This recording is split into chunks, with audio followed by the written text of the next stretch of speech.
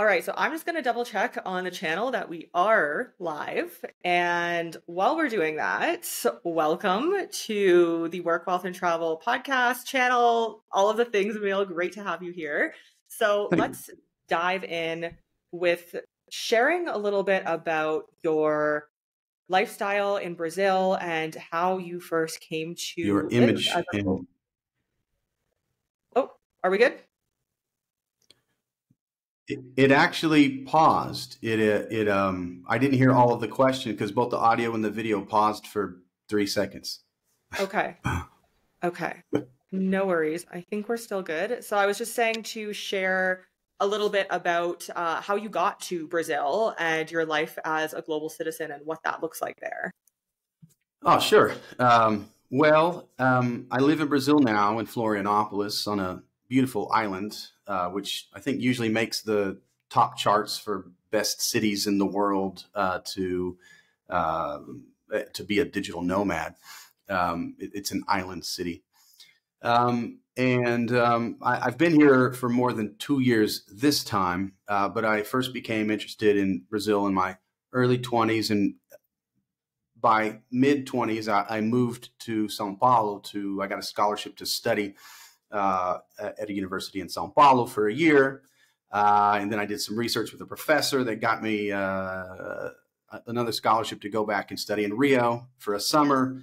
And every excuse I could get to write research reports on politics and so on for my graduate studies, I always chose something around Brazil as a topic in order to get me to study something that was sort of had become dear to my heart.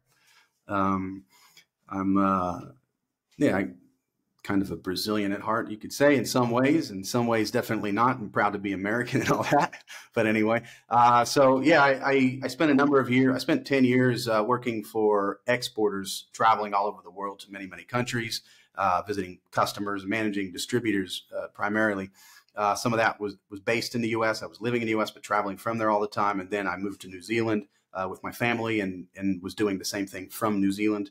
But after New Zealand, after COVID, sort of authoritarianism, you could say, became so crazy, I sort of fled like a refugee to Brazil, because fortunately my Brazilian wife and Brazilian children, their dual nationality, they were able to get me, I could move there with them and instantly apply for permanent residency. I was able to go from a country that had been free till COVID and then was not free at all to a country that couldn't possibly enforce lockdowns if they wanted to, because Brazilians like to to disobey rules. They don't trust authority. They like to dance on the beach. And I was able to move to a place of relative freedom and live a relatively sane life again. Since end of 2021, I've been living here and am still doing that now. Okay, so you've been there for quite a while, full time. Love that you realized that there was potential to live a better lifestyle elsewhere, which is what we're all about on this channel and the podcast. But so you've been there for a while. You have obtained your PR, potentially citizenship. So can you share a little bit about what that journey could look like for somebody looking to, get residency or potentially to naturalize down the line? It takes a little bit of time to get their citizenship. Brazil, I think, is one of the hottest countries in, like, hot in terms of popular, not in terms of heat. One of the most popular countries for foreigners to want to go for various different reasons. So share with us on a high level some of the options that people would have if they are looking to relocate to Brazil. Sure. Well, I did get the citizenship. One of the routes that you can go is that if you have a Brazilian spouse or a civil union, if you're from the gay community, either way, my understanding is you can go, if you're a foreigner or a non-Brazilian, as they just call gringo, it's not derogatory in Portuguese. You can live with your spouse or civil union partner, and then right after a year of that permanent resident status, you can go straight for citizenship. So citizenship. So there's two ways through family. The one is sort of a significant other, your significant other, a relationship with someone, and the other is through having a Brazilian child, whether of your spawn or adopted. Either way, and it's actually, you can apply for permanent residence right away when you meet these criteria. You move to Brazil, you got a Brazilian spouse and or a Brazilian child, and either way, you can immediately apply for permanent residence, and then be on that permanent residence for 1 year before you qualify to be able to apply for citizenship. But if there's a little less paperwork, if you're applying through your child. So even though I was married and had 2 Brazilian children, so I brought all the documentation to the Polícia Federal when I went to do my citizenship interview. And so the police officer could have approved me either through my spouse or my wife or through my children, but just because he knows he needs less paperwork through the child, he didn't. He just did it through my daughter. It was just a random. Let me see your daughter's proof of Brazilian nationality, and so he's like, less paperwork. Just went with her. So that's the familial way, right? Another is citizenship by investment. So for people looking to plant a flag in Brazil, in Latin America, the South American powerhouse, the one Portuguese-speaking country in the region. Brazil's a great place to do it. And if you're willing to put down $1 million reais, which is at the moment on a 5-to-1 ratio about between the US dollar and the real, or the Brazilian real, it's so $1 million reais, so $200,000. So if you've got the assets and you're willing to put down around $200,000 as of March 2024 exchange rate, you can apply for permanent residence. Now, in the case of permanent residence by investment, they put you on like 1 year temporary residency before you can go and apply for the permanent residence. But as long as you're living here for that 1 year, you qualify to have it switched over to a permanent residence. Now, Brazil no longer has citizenship by investment, CBI. Many years ago, when I lived here back in 2007, I did a little research, and I found that at that time, if you had invested $50,000 US, you could go straight to citizenship. Not a bad deal at all. Not a bad deal at all. Yeah, not bad at all these days. Of course, inflation, $50,000 was worth more then than it is now, but still, even let's say that might have been, I don't know, 70-ish, 80-ish thousand US in today's money, but which is kind of a bargain, especially if you look at the Caribbean countries, which charge between $100,000 and $200,000 each. I saw that they just raised them, some of them to $200,000. Probably just for the individual, not even necessarily including the family. The bar is pretty high, especially with the new normal COVID world. With a lot of people, they realize that they can do their job from anywhere in the world, or at least if they're moving north and south, so they can stay in roughly the same time zone as their employer. So if you're North American moving to South America, time zone wise is no big deal. You're awake at the same time as your boss. Brazil's a good destination. And anyway, I'm sort of forgetting where I was. So back to you. No, those are some interesting options. 200,000 USD approximately for your investing in the country. So you are going to get some sort of returns. For sure. I don't think that is horrible, especially, and of course that's PR, so you would still have to spend some time on the ground, but the Caribbean, it's going to be starting at 200 just for the individual. So I think if you are, and I've seen this trajectory just over the last 6 months even, but of course longer term, if you are looking to get an additional residency, citizenship, and especially if you're looking to invest and get some sort of returns in the long term, now is the time to do it, because it is just going to keep going up and up, $500,000 increasing from there. So 200K is not a bad deal. That's right, and that's you touched on the point I was getting to and sort of forgot. There was that sort of in the post-COVID world when and now everybody knows they can work. They realize they can work from anywhere, and their employers are more used to that. They realized people can be productive even if they're not sitting in this chair in this cubicle for 40 hours. There's a more suddenly a more demand for high value visas to live and work in other countries. So what some countries are saying, we want you, and they're lowering the barrier, but simultaneously, plenty of other countries keep raising them. So also the 1 million reais, 200-ish thousand US dollar threshold for permanent residence by investment, you can actually get at a 30% discount if you're doing through real estate. And real estate's the main way that people do it. I don't know all the options, but I know most people just go to the real estate. If you're willing to purchase real estate in several of the lesser, let's say, commonly moved to locations in Brazil, the Brazilian government says, 700,000 is fine, or 700,000. Yeah. Yes. 700,000 is fine. So you get, instead of doing 1 million reais, you can do 700,000 by just, so you could do it that way, stay long. I don't know what the rules are regarding how long do you have to hold it before you can sell it and that kind of thing. But, once they already give you a permanent residence visa, my guess is if you sell it, then buy a home in a more common place, more usually desired by, expats, Florianopolis, I don't know, Rio, something like that, yeah. So. Yeah, a little bit higher price point there. Any other interesting options that you see commonly used for residency leading into citizenship, or are those kind of the main ones? Those are the main ones that come up again and again, by investment or through family, whether spouse or children. Yeah. Okay, cool. So I wanted to ask you, you mentioned to me about your take on flag theory in Brazil and taxation. So share a little bit about what that looks like and what that looks like for you. Sure. So there's a man named Harry Schultz who was an investor. He moved and acquired citizenships and accumulated assets around the world in relatively tax-friendlier nations.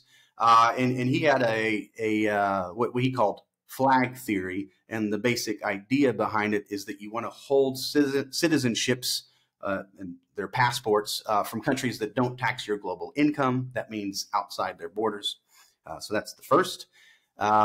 Second, actually on that point, sort of the Americans and Eritrea historically, and now Australia since COVID, because Australia's trying to figure out, well, how are we going to pay for all this money that we paid to keep people at home for years? So tax rates go up and, basically the Australians, the Americans, they've got to pay no matter where they are. At least they have to file, which is burdensome in itself. So on that front, these are, if you're going to be a digital nomad or an expat, that's kind of less desirable. And I say this as someone who has an American passport. It is somewhat of a drag on me every single year, especially tax time. But yeah, ideally you want to hold, as I understand, Canada is one, first world passport that's well accepted around the world, but they don't yet at least tax your global income. It's just as long as you're not living there. Correct so far? You are correct. Yeah. Right. That might change in maybe a decade or two, but it takes so long to change tax laws. Who knows? Okay. Well, Australia just did it, and usually what Australia does, New Zealand follows. And I was super close to New Zealand, to applying for New Zealand citizenship before I just couldn't, take it there anymore at that time in history. So I still have the permanent residence, so I can still move back there and stay forever. You don't have to go and visit every few years to maintain it like a lot of countries have, like the U.S. does for its green card and so on. So I kind of have the best of both worlds. I don't have its passport, unfortunately, but I can, flag theory. So the first is you want to hold passports and citizenships from countries that don't tax your global income outside their borders. Number two is you want to maintain status as a tax residence in countries that don't tax your income outside of their borders.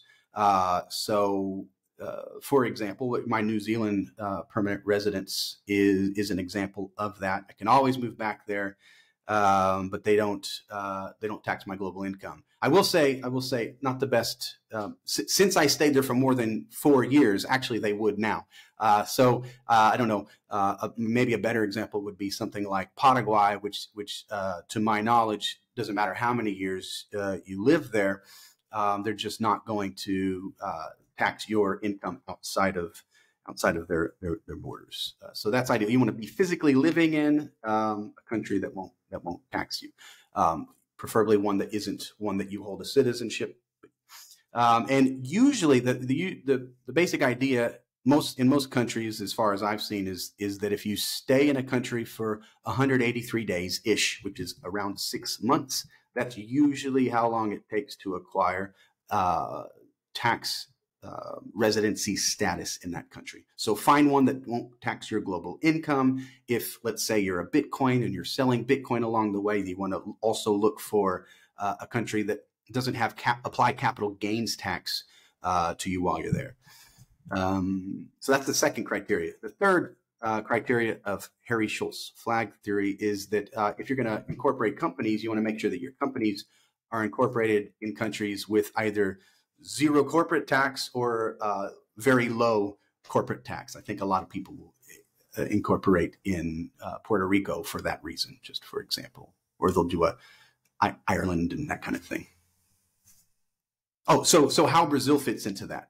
So here's the thing, is that Brazil actually does tax your global income. So why in the world would I promote Brazil? Well, first of all, it's the funnest country. Categorically. But here's the thing, is that if you want to do the expat legal tax minimization life, for a lot of reasons, the Brazilian passport is a desirable one. So what I recommend for people that are tax conscious and want to legally reduce their tax, I say, well, okay, so integrate Brazil into your long-term tax strategy, because Brazil, it's not like the US or Australia now or Eritrea, where once you get the passport, if you move, they continue to consider you a tax resident and tax you or require you to at least file every year. They don't do that. So you could come for a number of reasons. The Brazilian passport's desirable. We can get into those. You stay, you subject yourself to their global tax scheme for, let's say, a couple of years. If you have a spouse, you could do it in a couple of years. Like I did, I got it in less than 2 years. And then you can move to neighboring Paraguay at zero tax over there. And now you have the Brazilian passport that legally allows you to live in Paraguay, where they don't tax your global income. And you can move on. You don't have to, and you could still come back to Brazil every single year. So it's like a lifestyle improvement. You can still, that home that you bought for the permanent residence, you can come back to it. Just don't stay 183 days every year. And enjoy Brazil for slightly less than 6 months every year, but then go back to wherever they tax you at zero and keep bouncing back and forth and enjoy the lifestyle change, the improvement. Yeah, I love that. I am such a big proponent of the flag theory. I think, there could easily be like 9 and 10 flags nowadays, but you kind of have the core 5. And it's interesting because I think it's part of a long-term holistic plan, is the way that I see it, where right now we have some clients who are interested in Peru and Argentina because those are, 3.5 years on average to naturalize. So it's a shorter time frame than most, but it really is part of the long-term picture of where do you want to live for quite a few years and become a tax resident there. You can always leave that at the end of that time period. But what countries are attractive to you? The food, the culture, the climate. There's so much that goes into it. And if you're going to be spending anywhere from usually 3 to sometimes 7 or 8 years, you want to make sure that it's going to be a lifestyle that you like. And then after that, you can move on and work toward your next residency, citizenship, whatever that may be. So I'm curious now, in talking about flag theory, I'm curious about the banking aspect in Brazil. I know most countries will not let you now increasingly open a bank account unless you are a resident there. So I assume it's the same with Brazil. And then once you are, let's just say, a standard temporary resident, is that pretty straightforward to open some sort of bank account and do your day-to-day banking in Brazil? Yeah, okay. That's a good point. Is that banks here, they tend to be sort of a stickler for the tax rules, not just the tax rules, but if you don't have your RNM, or in Portuguese, RNM, your Registro Nacional Migratório, which is your it's not only you've got a tax ID, which is separate from that, but you've also got to have your foreigner registration number, something translates to something like that. So if you don't have these, and as I recall, I think you have to have already received the physical card. Don't quote me on that one. Most banks won't talk to you. But a friend of mine, I forget the name of it now. I know it's possible, and I could send it to you when I can find it, and then you can put it in the show notes or something. But he found one bank that will let you. So clearly, if there's one Brazilian bank that will still let you open up a bank account and transfer your money from abroad to it at least before you have your foreigner ID, possibly before you have your your Brazilian tax ID, your CPF as they call it. Yeah, so you've got a way to do it. But in his case, it was an online bank. They don't have a branch. He had already moved here. He applied for digital nomad visa right off the bat, but he just wanted to move money here quickly. So he did the work, found one bank that would let him do it. And so, but it's not a long-term strategy. I don't know if he loves the bank. Yeah, that's the thing that I find usually, especially in Latin America, the like quote unquote fintechs. I think in Brazil there's Nubank is one of the fintechs. Yes. I think there's a few. They will pretty easily let you open accounts, but the problem and like what I usually tell clients is those are good starting points, but as you know, you don't want that something long term because especially with fintech banks, you don't know when they're going to close the account. They could there's a lot of reports of Wise actually just within the last few months even closing accounts and giving absolutely no reason. You have 30 days to get the money out of the account. If that's a good case for you, like that's a good situation. So yeah, it can be tricky with banking. I've had good experience moving money to Brazilian bank accounts using Wise, formerly TransferWise, no problem. I will say, just as an example of the kind of thing that can happen to you. When I first moved back here with my wife in 2021, we were in a rush to buy a car really quickly, right? And so we went, negotiated. I had a good deal on a car already negotiated, and now it's time to send him the money. And I have all of the money. I'm going to buy the whole car in a day, just as soon as I can transfer my money from New Zealand to Brazil. So we found everybody recommended Banco Inter. And it's got this orange logo if you find, and it's an online only bank. So there's no branch that you can pop into that I'm aware of. And I think, yes. And I was working a little bit for a Brazilian company for a short time. And they said they want to do everybody's direct deposit to the same bank. You can't have another bank because they want to standardize things for their simplicity. So I created one hoping to pay for this car. But all the money was transferred, but it was some weird thing that they put a temporary block on it. And I could only pay this car sales company, small intervals at a time, and I had all the money to just buy the whole car, and my wife and I were on, especially her, because she's native Brazilian, so speaks Portuguese better than me. Even every time she called, she had some junior level person that had no permission to help her with anything, and they would always tell her, "I'm not allowed to do that." And she said, "Great, if you're not allowed to, may I please speak with your manager?" And so she spent 2 weeks calling the same bank every single day as the car company was waiting for the payment, and we could have lost the car. And then finally, after 2 weeks, one of the junior level people on the phone broke a rule and transferred her to the manager, and suddenly the problem was fixed. And so banking in Brazil can be a nightmare. If you need to use one of these nightmarish banks as a temporary thing because you need banking quickly, okay. Just enough to buy a car, okay. But yes, over the long term, find good banking.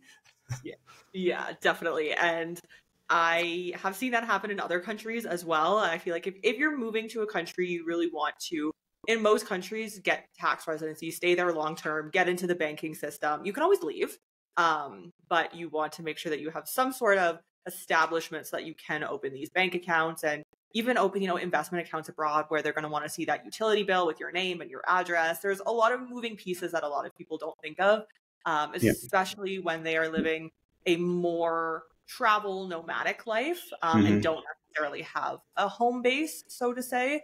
So I'm curious because I know there are always questions about this. Now, when you naturalize in the country, or if you have a child in the country, the child gains citizenship. There in Brazil is a required, I'm going to put in air quotes, military duty at a certain age. So can you talk a little bit about that, how you could potentially get out of that, what that looks like?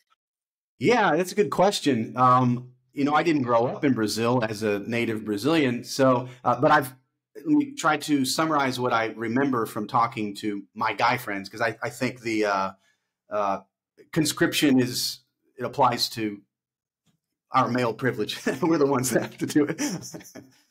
So you have to go and you have to go register. But some of them, I've heard Brazilian men will say, "Oh, but my leg hurts," or they'll find some way out of it or find some medical excuse.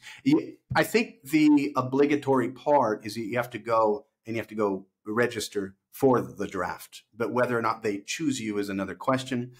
In the same case that I had to do it too. Once I naturalized, the very first thing that I had to do before I could go and apply for a passport, I had to do two things. One is go register to vote.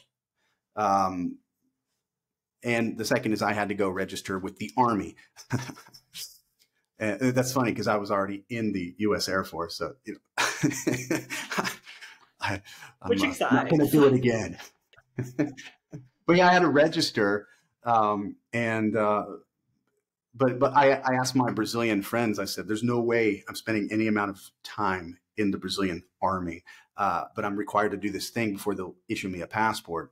And my Brazilian friends who had been in the military, they said, don't worry, I know how it works. Because here's the thing, in Portuguese, they call it alistamento. And that essentially comes down to what Americans call the selective service. It's sort of, I'm registering myself as a male capable of going to the military because I'm required to. But that sounds scary because alistamento, it sounds like it's English language cousin, enlistment, which if you enlist in English, that means you're in the military. So I just wanted to confirm I'm not in the military, right? And everybody said, no. So, okay, now I'll do it. Yeah. Yeah, very different. Yeah, and it's interesting because I know a lot of these countries, I'm referring to Latin America, some sort of service like that, but they become somewhat optional slash only if you're chosen. I know I'm in Mexico right now, so I know here in Mexico, they technically have something similar, but it's more of a community service, and it's really only if you are chosen. And then Mhm. there's certain ways to get out of that as well. So I Yeah. think most countries you have some sort of option, but that's good to know kind of how that works for Mhm. Brazil. I see somebody asked about company formation. I think that's probably a little bit more specific than the high level here. So if you do want to reach out, then I think for company formation, that would probably be the better way to go, unless you have something that you want to touch on that's important on a high level for company formation, Emil. Okay. Yeah. I will say that, like, if you want to start Brazil has different structures, just like probably every country. Actually, I think in Brazil, everybody told me there's only limited. I'm sorry. I meant to say New Zealand. When I was in New Zealand, it was like every country was a limited, and that's it. I think I was told that there's only one corporate structure in New Zealand. Here, there's a number of them. You can found the very basic one, like the most basic one possible. If let's say you're a micro entrepreneur and you just want to get started, and you don't want to handle constant tax compliance, keeping every single receipt and so on, is they have something called it's a micro entrepreneur status, and the corporation is called a MEI, an MEI. And I think as long as you're not making something like $20,000 I think I converted it years ago. I think of it in dollars. I don't remember what it was in reais, but anyway, something like $20,000. If you don't make above that threshold, you don't have to pay taxes. So as a micro entrepreneur, you can just get started, and you still have to. I think you have to choose a tax agency on your behalf. So they just keep your structure alive. So you pay the tax age an agency to keep it alive to manage your accounting, and simultaneously you have to pay the government monthly to keep the structure open.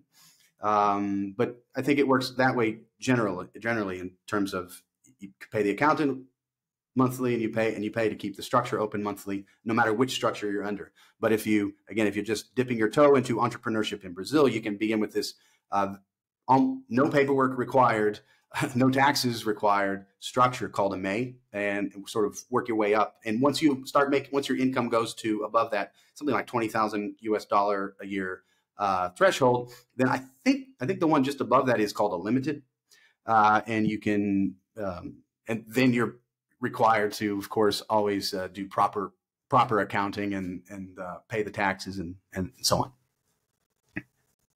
Okay, awesome. Yeah, I know quite a few countries do have a similar structure to just get companies started, but also to get companies into their system as well. You're probably going to stay in that system.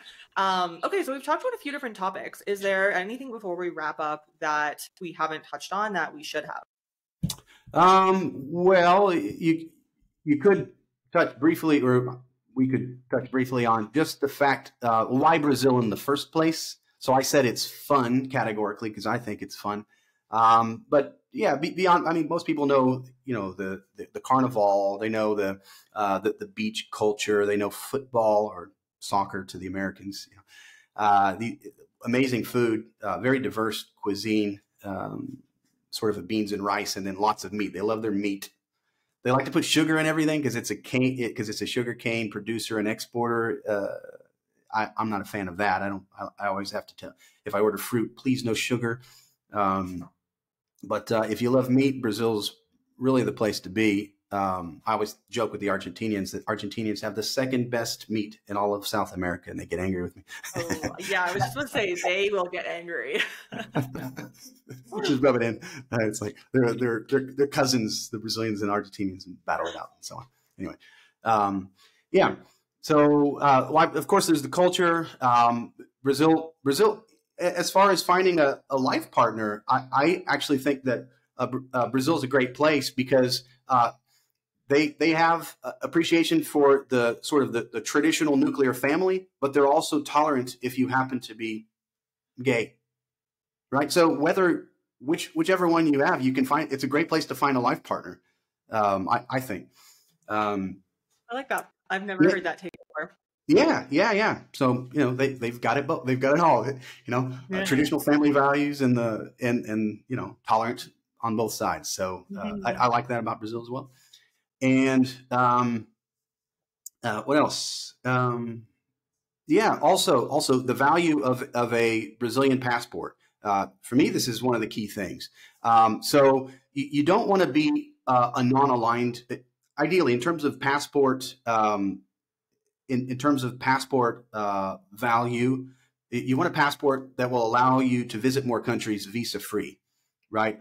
And since the U.S. is still in its empire, declining but still is, if you happen to pick up a passport that is non-aligned with the U.S., such as North Korea or Iran, you're going to have time entering a lot of countries and trying to get good visas from countries that you want to live in, right? Brazil is in a block called the BRICS, right? Brazil, Russia, India, China, and South Africa. From my personal point of view, the Brazil, if you're going to have a BRICS passport, because I like BRICS, it's kind of a sweet spot between you don't want it non-aligned. If you're going to pick up a passport, you don't want a North Korean passport because then the other countries are going to look at you with suspicion, right? But you also don't want to be so, like, for example, if you're an American and you don't want to be spied on by your government, the big mass surveillance and the 5 eyes and the 14 eyes, moving to Canada and picking up a Canadian citizenship doesn't really help you because Canada's a member of that too. You know, and, so is New Zealand and so on, right? So that doesn't really give you a sort of a geopolitical hedge against possible geopolitical turmoil, right? Right. But a BRICS passport does, right? Because it's not so non-aligned as, let's say, North Korea or Iran or something, or now Russia. Now Russia's really kind of way over there in terms of the way it's looked at with suspicion by the NATO countries, at least, right? So for that reason, I wouldn't want personally, if I'm not going to go out of my way personally to acquire a Russian passport. No offense against Russians or anything like that. It's, South Africa is going a particular direction politically that's more difficult. I think it could have, the passport might be less valuable in the near future. I would guess. China, as I recall, I think China doesn't even let you. You lived there, so Yeah, they won't even recognize. A lot of countries don't recognize dual citizenship. It's also very difficult to get that passport. In theory, sometimes you can make it work, but I'm always a proponent of, like, do you really want to keep a passport if it's something that you're not declaring to a country? Keep everything on the up and up is how I like to go about my global planning. Yes, same here. And I know India as well. You can't do, if they find out you have another passport, maybe you're in trouble or something. India also doesn't want you. Indonesia, a number of countries don't want you to have a second one, right? So, I think on one hand, if you're going to go out of your way to get a passport, ideally you don't want to acquire a passport that's going to give you trouble with, your country of origin. But you want some geopolitical hedge. You want slightly not aligned politically, but also not in any way, shape, or form an enemy with your home country, right? And for me, Brazil is the sweet spot in the BRICS. So I'm it's valuable. It's a good geopolitical hedge. Yeah. No, I think Brazil is a great passport to have in the portfolio. As the sun's setting, the light, I'm outside, the light is looking a little bit crazy. But yeah, no, I think it's a great passport to have. And depending on your lifestyle too, it's like, it could be one of 2 passports, or it could be one of 5 passports. And it just depends, again, going back to that lifestyle and your business and what comes into play for you, because it looks different for every individual. Yep. Awesome. Well, this has been really interesting, chatting a little bit about Brazil. Lots of interest, very popular place to go. Thank you for being here.